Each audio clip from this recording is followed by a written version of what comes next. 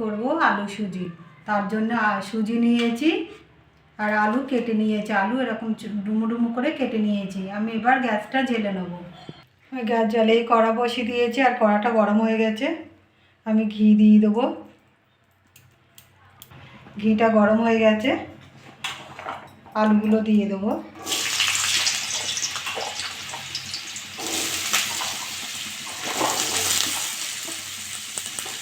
নেড়ে চেড়ে ভেজে নেবো।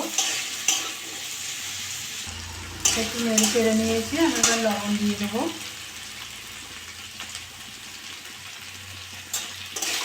ভালো করে ভেজে নেবো। সামনে একটু হলুদ দিয়ে দেবো। ভালো করে ভেজে দেবো।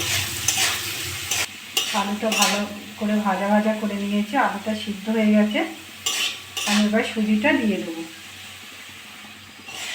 এটা নেড়ে চেড়ে একটু ভেজে নেবো। ভাজা ভাজা করে নিয়েছি। আমি এবার জল দিয়ে দেবো।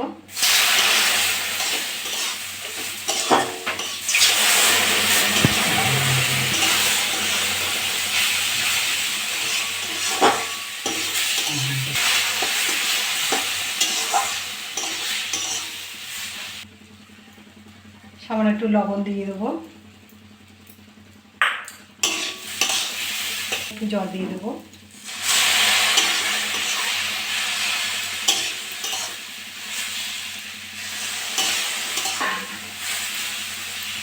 এটা নেড়ে চেড়ে নিয়েছি। চিনি দিয়ে দেবো। এটা নেড়ে চেড়ে নেবো। আমার এটা হয়ে গেছে। আমি এবার নামিয়ে নেব।